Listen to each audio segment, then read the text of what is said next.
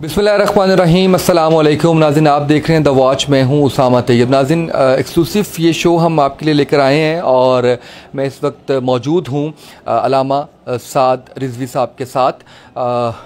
आप फ़र्जंद हैं अल्लामा ख़ादम हुसैन रिजवी साहब के। अल्लाह उनको करवट करवट जन्नत नसीब करे। और इस वक्त आप नए सरबराह हैं तहरीक लब्बैक पाकिस्तान के। बहुत सी उम्मीदें हैं आपसे और बाबा जी के लिए बहुत सी दुआएं हैं, न सिर्फ मेरी बल्कि उनके तमाम चाहने वालों की। और वो जोश, वो जज्बा जो हम देखते थे, जो शोला बयानी हम देखते थे, आज तहरीक लब्बैक पाकिस्तान, जितना मैं फ़ॉलो कर रहा हूँ, जितने फॉलोअर्स हैं, वो ये कह रहे हैं कि हम मर मिटने के लिए तैयार हैं। और जब तक वो खासियत आपके अंदर मौजूद है कि आप कंप्रोमाइज़ नहीं करेंगे, क्योंकि बाबा जी ने मरते दम तक, अपनी आखिरी सांस लेने तक उन्होंने कभी कंप्रोमाइज़ नहीं किया और किसी बड़ी से बड़ी मुश्किल से वो नहीं घबराए। इश्क रसूल सल्लल्लाहु अलैहि वसल्लम के ऊपर उन्होंने कभी कंप्रोमाइज़ नहीं किया। बहुत मुश्किलात आईं, उसके बावजूद हमने उनको साबित कदम देखा। उनके फ़र्जंद हैं तो क्यों ये खूबियाँ उनके अंदर मौजूद नहीं होंगी। पहले तो जितना गम आपका है, हम सबका भी उतना ही गम है। आप उनके करीब रहे, आपकी मोहब्बत हमसे ज़्यादा, आपकी तरबियत के अंदर उनका रोल, लेकिन आज हर आंख अश्क बार है। और ये इसको अगर पाकिस्तान के मीडिया ने नहीं दिखाया तो इंटरनेशनल मीडिया ने दिखाया कि किस तरह से बाबा जी के जनाजे के ऊपर मैं मतलब अगर ये कहूँ कि करोड़ का लफ्ज़ यूज़ करूँ तो शायद गलत नहीं होगा, क्योंकि हम मीडिया के अंदर बड़े उससे लेते हैं काम के इतने लाख और उतने लाख, लाखों की बात नहीं थी। अच्छा अल्लामा साद रिजवी साहब, बड़ी भारी जिम्मेदारी आन पड़ी है आपके कंधों पर। ये भी लोग जानना चाह रहे हैं, मैं भी जानना चाह रहा हूँ कि आपकी तरबियत के अंदर इस दिन के लिए हज़रत ने आपको तैयार किया था? जी, सच्ची बात तो है कि इस दिन के लिए बिल्कुल भी नहीं तैयार किया था। उन्होंने मुझे कभी भी ऐसी कोई इंस्ट्रक्शन नहीं दी कि मैं इस तरह की चीज़ों को लेकर करूँ। लेकिन अल्हम्दुलिल्लाह जिन मामलात और जो चीज़ें उन्होंने मेरे सुपुर्द की थी, मैंने हत्तुल इम्कान वो कोशिश की है कि उनमें पूरा उतरूँ। बाकी ये दिन हमने अपनी ज़िंदगी में नहीं सोचा था, लेकिन वो हमारी ज़िंदगी में आ गया दिन। तो मैं अमीर बना नहीं, मुझे बना दिया गया, मेरे कंधों पर ज़िम्मेदारी डल गई। तो बस अब इन बोझल कंधों के साथ कोशिश करूँगा और इंशाअल्लाह आखिरी सांस तक कोशिश करूँगा कि जो मेरे वालिद ने अपने आका व मौला सल्लल्लाहु अलैहि वसल्लम के साथ अहद व पैमान बांधा है उसको निभाऊँ। बिल्कुल ठीक है। कुछ लाया अमल तय किया आपने कि मुस्तकबिल में कैसे चलना है, ख़ासकर जो मुआहदा हुआ उसको आगे कैसे लेकर के चलेंगे, और क्या उस मुआहदे के अंदर आप शामिल थे? सारी अंडरस्टैंडिंग, सारी चीज़ कि आइंदा जो वादा किया गया है, जो मुआहदा किया गया है, उसको पूरा करने में अपना रोल कैसे प्ले करेंगे? जो मुस्तकबिल की चीज़ें हैं जी, वो तो मैं अपने कायद के वफ़ादार साथियों के साथ जो मजलिस शुरा में भी मौजूद हैं उनके साथ मुशावरत के साथ ही आगे चीज़ें तय करूँगा। और जो मुआहदा है जी, मुआहदे के ऊपर काफ़ी सारी बातें हो रही हैं कि बड़ा हॉट सवाल है बार बार कि जी मुआहदे के बारे में आप क्या करेंगे। तो मुआहदा हमारी तरफ से तो नहीं कभी टूटेगा, ना हमने कभी तोड़ा है। जिन लोगों ने किया है ये उनके सर पर बात है, ये उनके कोर्ट में गेंद है। और वो ख़ुद अपने आप को हमारे सामने इस तरह आशिक रसूल ज़ाहिर करते हैं कि शायद हमें शर्मिंदा होना पड़ता है कि हम तो छोटी सोच रखते हैं। वो कहते हैं हम इंटरनेशनल फॉरम पे लेके जा रहे हैं, हम यूँ कर रहे हैं, हम यूँ कर रहे हैं। तो ये तो एक छोटा सा मुतालबा था हमारे कायद का और हमारी जमात का कि सफ़ीर को मुल्क बदर करें। अभी देखें, आपने रिसेंट में देखा होगा कि शीरी मज़ारी ने एक ट्वीट की है, हमारी फॉरेन मिनिस्टर है मेरे ख्याल से, फॉरेन तो नहीं है शायद, वैसे उनके पास मिनिस्ट्री है, ह्यूमन राइट्स की मिनिस्ट्री है। उन्होंने एक ट्वीट की, उसके ऊपर फ्रांस का कितना सख्त रद्द-ए-अमल आया। उन्होंने बोला कि वो नाज़ीज़ वाला मैक्रोन किरदार अदा कर रहे हैं। तो क्या इतना भी रद्द-ए-अमल हम नहीं दे सके और इनको मजबूरन ट्वीट डिलीट करनी पड़ी? तो इनकी हुकूमत सिर्फ चल रही थी ट्वीट पर, अब वो भी डिलीट करनी पड़ी। अब अगर ये मुआहदे भी तोड़ेंगे तो ये सोचें कि इनके साथ मुस्तकबिल में कौन बात करेगा। अगर उसी तरह वो माहौल बन गया और लोग आ गए रोड पर और वो अपने नबी से आदो पैमान के लिए बैठ गए तो इनके साथ मुआहदा करने के लिए भी कोई तैयार नहीं होगा, इनके लिए फिर कोई दूसरा रास्ता खुला ही नहीं होगा। उससे बेहतर ये है कि ये अपने मुआहदे से रूगर्दानी ना करें और अपने मामलात को बेहतर तरीके से, जो इन्होंने कहा था कि हम असम्बली में लेके जाएंगे उस लेजिस्लेशन को, बल्कि एक कानून बनाएं कि जब भी किसी दुनिया में और किसी मुल्क में हमारे आका मोहम्मद सल्लल्लाहु अलैहि वसल्लम के ख़िलाफ़ सरकारी सतह पर बात हुई तो हम उसका सफ़ीर फ़ौरन मुल्क बदल कर देंगे, वो फ्रांस हो, वो कोई भी मुल्क हो, हर तरह के ताल्लुकात मुनक़ता कर देंगे। अगर खुदा न खास्ता ऐसा होता है मुआहदा पूरा नहीं किया जाता तो क्या आप धरने की कॉल देंगे दोबारा? देखें जी, जो भी होगा ये हमारी शूरा की मुशावरत से होगा। हम तो पहले यही दुआ करते हैं कि हमसे कोई भी आदो पैमान ना तोड़े। उनके भी लोग रियासत के ज़िम्मेदारान ने साइन किए, हुकूमत के ज़िम्मेदारान ने ऊपर साइन किए हैं उस पेपर के ऊपर, और हमारी तरफ से भी मजलिस शूरा के लोगों ने साइन किया है। तो हम तो उस आदो पैमान के ऊपर खड़े हैं। अगर वो तोड़ेंगे तो फिर हम भी कुछ ना कुछ ऐसा करेंगे जिससे वो परेशान होंगे। अच्छा, मैं एक सवाल अलामा साहब आपसे पूछना चाह रहा हूँ, क्योंकि आप दीनी दुनियावी दोनों तालीम से आरास्ता हैं। हज़रत के जनाजे पे वो लोग जो शायद उन पर तनकीद करते थे किसी ज़माने में और उनके ऊपर कोई डाउट रखते थे, मैं अपनी बात बताता हूँ कि मुझे लोगों ने कहा कि जी आप तो पूरे सपोर्टर हैं, आप तो रुकन हैं, आप तो कारकुन हैं। मैंने कहा जी मैं तो अगर ऐसा हो जाए तो मेरे लिए इससे बड़ी खुशकिस्मती की बात नहीं है, क्योंकि मैं मौलाना साहब को ये देखता हूँ कि वो सिर्फ नबी पाक सल्लल्लाहु अलैहि वसल्लम की ज़ात की बात करते हैं, मोहब्बत की बात करते हैं। तो मैं तो दामे दरमे सुखने उनके साथ हूँ उस दिन तक जब तक आपके कहे हुए डाउट सच साबित नहीं हो जाते कि एजेंडा कुछ और है, ये ऐसा नहीं है, ये कवर है। तो मैंने कहा उस दिन तक मैं तो साथ हूँ। तो मुझे अब आपसे जानना ये, मैं जो जनाजे की बात कर रहा हूँ कि वो लोग जो तनकीद करते थे वो सारे के सारे भी उनके हक के अंदर आ गए, लेकिन कुछ ऐसे भी थे जो बड़े जनाजे के ऊपर भी तनकीद कर रहे थे कि जनाब एक तो कोविड-19 के हवाले से कि वो ख्याल नहीं रखा गया, और दूसरी जो तनकीद कर रहे थे वो ये कर रहे थे कि जनाजे फैसला नहीं करते। बड़े जनाजे के हवाले से इस्लाम की रोशनी में कुछ बयान फरमाइएगा। देखिए जी, तनकीद करने वाले तो तनकीद करते रहेंगे। जिसने नहीं मानना, मेरे वाले साहब कहते थे, उसने कभी नहीं मानना, ना हम उसको मनाने की कोशिश करेंगे। बाकी इमाम अहमद बिन हंबल ने फरमाया था कि मतलब अहले बिदा को कह दो कि आप और हमारे दरमियान जो है ना जनाजे फ़ैसला करेंगे। और जो वो उस वक्त का हाकिम था उसकी चारपाई को चौथे से पाँचवा आदमी नहीं था जो कंधा दे सके, और इमाम साहब के जनाजे में गालिबन उस वक्त के 4.5 लाख लोगों ने शिरकत की थी, और इमाम साहब के जो कब्र मुबारक थी उसकी मट्टी लोग उठा कर ले गए थे सारी। तो अगर नहीं, उनके नज़दीक हक़ का पैमाना म्यार क्या है कि एक बंदा अपना आदो पैमान भी पूरा करता है, नो कंप्रोमाइज़ किसी भी मामले में। जो बात कह दी है वो सोच कर कही है, और जो कह दी है उस पर कोई कंप्रोमाइज़ नहीं, करप्शन बिल्कुल भी नहीं, सादी ज़िंदगी, प्रोटोकॉल नो, गाड़ी GLI पूरा पाकिस्तान, सिक्योरिटी नहीं, किसी किस्म की लग्जरी नहीं, कोई किसी किस्म का आलमी या बैनुल-अक़वामी या कौमी किसी किस्म के किसी के साथ ऊपर से अंडर द टेबल या ज़ाहिरन कोई हाथ नहीं मिलाया हुआ, ना किसी से फंडिंग का चक्कर है। उनके नज़दीक क्या म्यार है किसी के ठीक होने का, किसी के हक पे होने का क्या म्यार है? वो तनकीद बराए तनकीद बराए, वो अंदर से कमज़ोर लोग होते हैं जो ऐसी बातें करते हैं। जिसका वो मर्द खुदा था, बाखुदा, उसके अंदर जो यकीन और पुख्ता था वो कोई सोच भी नहीं सकता। आप ये बात करते हैं, जब वक्त आएगा, एक ज़माना आएगा, लोग फ़ख्र करेंगे कि हमने अल्लामा खादिम हुसैन रिज़वी का वो वक्त देखा था कि वो कुरून औला की रूह थी जो इस दौर में आकर गुजर गई और वापस चली गई। बस इतनी सी बात है। बिल्कुल ऐसे ही है। जो एक शोला बयानी, एक सख्त रवैया जो खासा था अलामा साहब का, क्या हम अलामा साद रिजवी साहब में वो देखेंगे? क्योंकि वो उस चीज़ को, जो फॉलोअर्स हैं, जो रुकन हैं, जो कारकुन हैं, मैं हूँ, मैं भी ये चाहता हूँ कि वो चीज़ आपके अंदर हो, वो सख्त रवैया के असूल पे कंप्रोमाइज़ नहीं करना, वो सख्त अल्फाज, और वो तहजीब के दायरे में होते थे हमेशा। तो क्या हम वो देखेंगे? देखिए जी, आपने आज भी बताया कि हम मेरे वालिद मोहतरम के जनाजे पर भी तनकीद हो रही है, मुझे गुस्सा नहीं आया।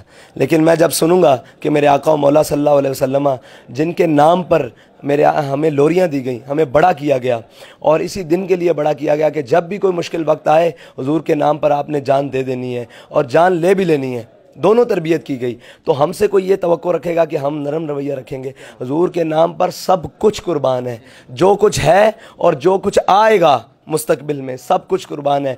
कभी बात हुई तो ये जमातें, ये तहरीकें, ये इज़्ज़तें, ये शोहरतें, ये लिबास, ये पहनावे, सब कुछ कुर्बान है। हमसे मैं अपनी ज़ाती तौर पर अभी बात कर रहा हूँ कि कोई किसी किस्म का नरम तवक्को ही ना रखे। हुजूर की बात होगी तो वो ऐसे करके होगी। जब तक हुजूर का नाम हमारे सांसें चल रही हैं, हुजूर का नाम इंशाअल्लाह, हुजूर का इज़्ज़त व नामूस और ख़त्म नबूवत का पहरा देते रहेंगे। जब से ये ख़बर सुनी है रहलत की, तब से दिलो दिमाग में बस अलामा साहब ही हैं। और अभी आपने फिर एक याद ताज़ा कर दी कि मैंने जब उनसे सवाल किया कि बहुत सख्त हैं आप अपने उसके अंदर, तो मुझे कहते हैं मैं अपने बाप की हुर्मत के लिए नहीं कर रहा, मैंने भी ये पाक सल्लल्लाहु अलैहि वसल्लम की हुर्मत की। तो मुझे वही चीज़ नज़र आई है कि उसके ऊपर कंप्रोमाइज़ नहीं है। इलेक्ट्रॉनिक मीडिया ने पाबंदी आयद की, जनाजे के ऊपर भी हमने देखा, जो कि बहुत ही गलत था, जबकि इंटरनेशनल मीडिया दिखाता रहा। इस हवाले से आप कोई हुकूमत से बात करेंगे या नहीं करेंगे? इसके बाद फिर मैं सोशल मीडिया पे आता हूँ। आपने पहली बात की कि हज़रत से आपने कहा सख्त हैं। देखें, आज भी आपको अल्लाह को गवाह बनाकर ये कहते हैं कि हम अपने वालिद के लिए कभी सख्त नहीं होंगे। आप जो मर्ज़ी करें, आपने जनाजा रोका है, हम आपको ये भी नहीं कहते आपने क्यों नहीं दिखाया, जाएं, आपको ये भी छोड़ा बाखुदा छोड़ा। आप इस बात पर आ जाएं कि हुजूर की इज़्ज़त और नामूस के लिए आप हमारे और हम आपके मौक़िफ़ पर खड़े हो जाएंगे। कोई अपनाए तो सही, कोई बात तो करें, हम क्यों आपके पास जाएंगे? आपने नहीं दिखाया, वो उन्हीं का बंदा था, उन्हीं के पास पहुंचा, लोगों ने देख लिया, आपने नहीं दिखाया। हम आपसे ये भी रिक्वेस्ट नहीं करते, ना हम आपसे कहेंगे कि आइंदा हमें मौका दें मीडिया के ऊपर, ना दें, कोई बात नहीं, हमें किसी और नुकर में लगा दें और मज़ीद गहरा तंग कर दें, लेकिन उनकी इज़्ज़त की बात करें, उनकी नामूस की बात करें, उनके नाम पर जो मुल्क बना है उसके अंदर उनके हुर्मत पर आँच ना आने दें। कम अज़ कम इस मुल्क के पाकिस्तान में तो ये बात होनी चाहिए ना कि जिनके नाम पर हमने मुल्क हासिल किया था, वहाँ पे उनका नाम खुले दिल से लेना चाहिए, तंग दिली से नहीं, खुले दिल से लेना चाहिए। उनका जिक्र आम होना चाहिए, उनकी हर बात, उनकी हर ज़ात गिरामी की हर मामलात पर रोशनी डाली चाहिए। लेकिन क्या है कि जब कोई खसूसी दिन आता है, वो दिन मना लिया, उसके बाद 300 दिन जो वैसे ही गुजार दिए, उसमें पता ही नहीं कभी नाम लो दीन का या उनका हुजूर की ख़त्म नबूवत का, नामूस रिसालत का, उनकी शरीयत का नाम लो तो आपको 11,000 वोल्ट का करंट लगे। तो हमें बताएं, हम आपसे अब क्या कहें? और कि आपने जनाजा नहीं दिखाया, कोई गम ही नहीं, किसी बात का गम ही नहीं, कोई परेशानी नहीं, माथे पे शिकन ही नहीं, बिल्कुल भी नहीं, वल्लाह नहीं होगी। आप उनकी किरदार कुशी पे प्रोग्रामात करें, सरकारी सतह पे करें, हमें कोई गम नहीं, लेकिन हुजूर की इज़्ज़त की बात आएगी तो वहाँ कोई कंप्रोमाइज़ नहीं। क्या बात है। अच्छा अलावा साहब, मुझे ये फरमाइएगा कि इलेक्ट्रॉनिक मीडिया की तो मैंने बात की है, थोड़ा सा सोशल मीडिया पे आते हैं। तो उसमें जहाँ तक ताल्लुक़ है यूट्यूब का या जहाँ तक ताल्लुक़ है टिकटॉक का या ट्विटर का, तो वो तो किसी हद तक हमने देखा है कि कॉपरेट कर रहे हैं। लेकिन फेसबुक और इंस्टा, क्योंकि ये एक ही इसके जो है वो ऑनर हैं, उसके ऊपर बड़ी सख्त पाबंदी चल रही है। मैं अपने कई पेजेस, अपने कई अकाउंट्स जो है वो ब्लॉक करवा चुका हूँ एक अलामा साहब की पिक्चर लगाने के हवाले से। मेरी जो अंडरस्टैंडिंग है, जो मैं इसको समझा हूँ और जो मैंने इन्फॉर्मेशन ली है, वो जब पिछले साल एक साल 1.5 साल पहले हॉलैंड के हवाले से बात चल रही थी, तो अलामा साहब के जो बयानात आए थे उसके ऊपर हॉलैंड ने राबता किया फेसबुक की इंतज़ामिया से और उन्होंने ये पाबंदी आयद करवाई। उसके अंदर हुकूमत का कोई किरदार नहीं है और हुकूमत का मुआहदा अभी हो रहा है FIA का कि आप अकाउंट्स बंद करवा सकते हैं या आप कोई डाटा वहाँ से गैदर कर सकते हैं। इस हवाले से क्या फेसबुक इंतज़ामिया को लिखने का कोई इरादा है कि तहरीक लबैक पाकिस्तान के ऊपर जो पाबंदी है या अलामा साहब की तस्वीर दिखाने पे या इवन जनाजा दिखाने पे, इस हवाले से कोई लायामल होगा?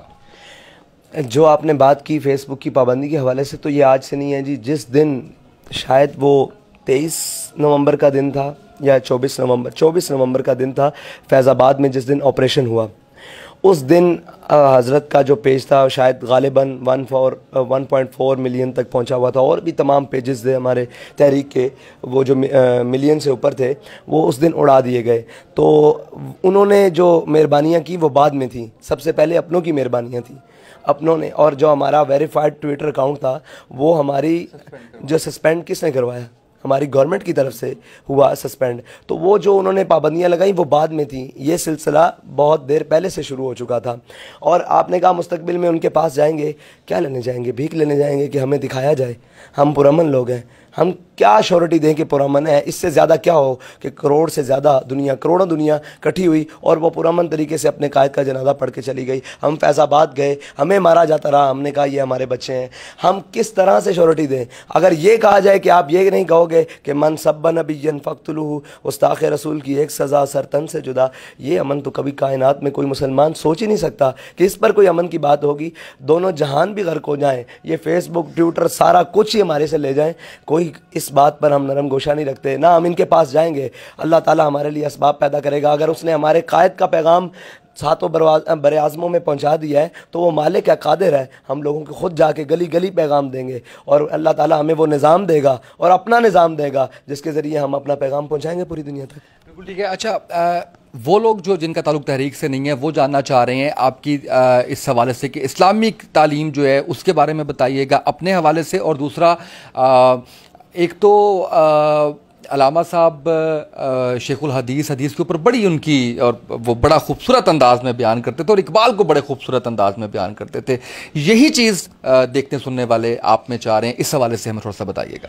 देखिए जी, लोगों ने उनसे फैज़ हासिल किया है किसी एक मकाम पर, किसी तकरीरें सुनकर, किसी ने, मैंने अल्हम्दुलिल्लाह जब से होश संभाली है उन्हीं की खिदमत में गुजारी है, उन्हीं की खिदमत में वक्त गुजारा है अपना।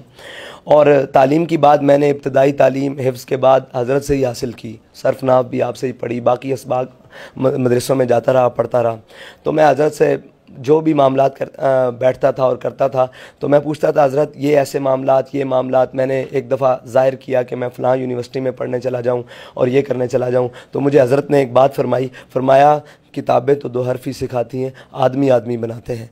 तो हज़रत इंसान गर आदमी थे, उनके पास बैठकर मैंने दुनिया के वो असरार और रमूज़ देखे हैं, शायद मैं पूरी दुनिया भी घूम आता तो मुझे ना मिलता। और इकबाल को उन्होंने हमें घुट्टी में दिया है। मुझे याद है कि जब मैं पहली तकरीर स्कूल में मैंने खड़े होकर की थी स्टेज पर, तो मैंने अब्बू से कहा कि अब्बू जी मुझे ना कोई लिख कर दें तकरीर, मैं करूँगा। तो अब्बा जी ने मुझे तकरीर लिख कर दी और उसके आगे नीचे हुजूर के इश्क पर तकरीर थी। वो आखिर में ये शेर लिखा हुआ था कि हवा हो ऐसी हिंदुस्तान से इकबाल, उड़ा के मुझको गुबार राह हिजाज करे।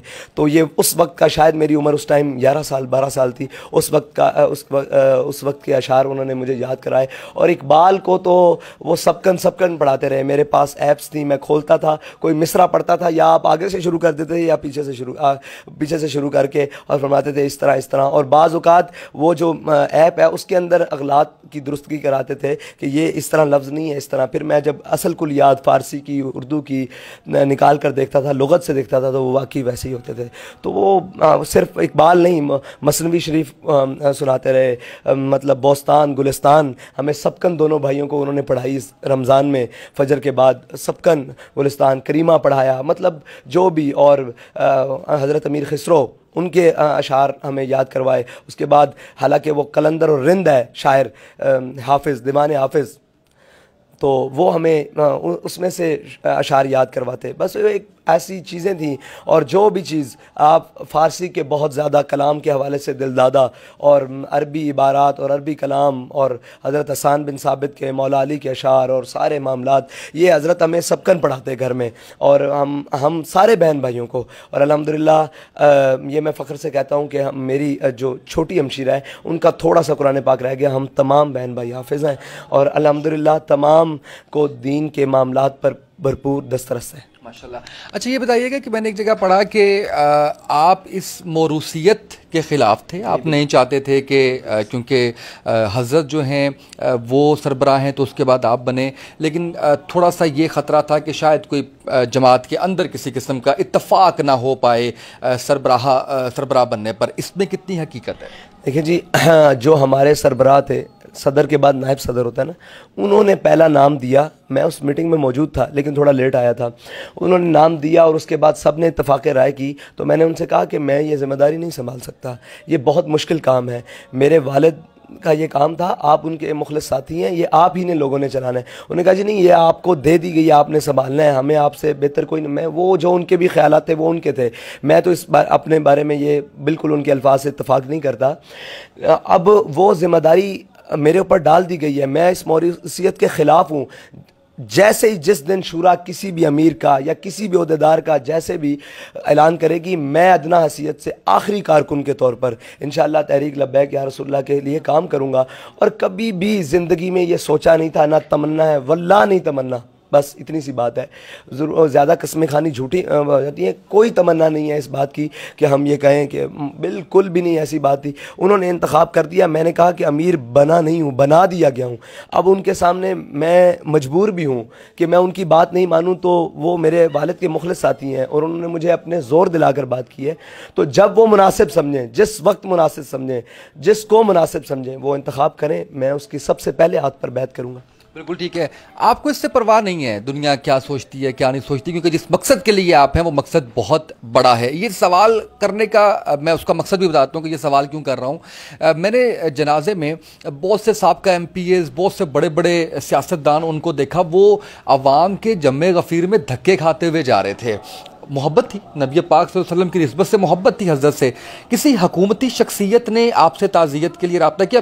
वैसे तो बयान सबके आए, वज़ीर आज़म से लेकर तमाम लोगों के बयान आए, ताज़ियत का इज़हार किया। आपसे रब्ता करके, क्योंकि ये जानना क्यों ज़रूरी है, इसलिए कि उन लोगों के लिए हमारे दिल में, देखने वालों के दिल में भी इज़्ज़त बढ़ेगी, इसलिए मैं ये आपसे जानना चाह रहा हूँ। नहीं जी, अभी तक हमारे साथ कोई किसी हुकूमती शख्सियत ने रब्ता नहीं किया। अगर कोई रब्ता करे भी, वो किसी भी ओहदे का हो, हमारे लिए कोई एजाज़ की बात भी नहीं है। मैंने इसीलिए कहा कि मैं क्यों जानना चाह रहा हूँ, इसलिए आखिर में दुख की घड़ी है और मैं ज़ाहिर है कि आपने इतना भी वक्त दिया, आपकी ज़रा नवाजी है।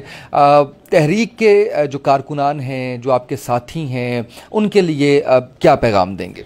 उनके लिए यही पैगाम है कि जब भी लब्बैक का नारा मैदान में लगे, रोड पे लगे, गली कूचे में लगे, आपने उसको रिस्पांस देना है। आपने बाहर निकलना है और जैसे मेरा कायद कहता था कि शेरों हाथ चुक के जवाब देना है। आपने हर चीज़ लेकर हाजिर हो जाना है। वो मैं हूँ या मेरी जमात का कोई भी बड़ा सरबराह हो, कोई भी ज़िम्मेदार हो, वो आपको जहाँ बुलाए आपने आना है। और हमने अपने कायद से वफ़ा करनी है, क्योंकि हमारा कायद नबी करीम सल्लल्लाहु अलैहि वसल्लम का वफ़ादार था। उसने जो हमें पैगाम दिया है, जो हमें मिशन और दस्तूर मंशूर दिया है, हमने उसके मुताबिक चलना है और उसी को आगे लेकर चलना है। अभी तो हमारे आगे बहुत लंबा सफ़र है, बहुत लंबा सफ़र है, जिसको इंशाअल्लाह हमने तय करते हुए जाना है। और अल्लाह ताला हमें, हमारी जमात को इंशाअल्लाह हर मैदान में फ़तह याब फरमाएगा इंशाअल्लाह। बहुत शुक्रिया आपका अलामा साहब, अलामा साद रिजवी साहब, सरबराह तहरीक लब्बैक पाकिस्तान हमारे साथ मौजूद थे।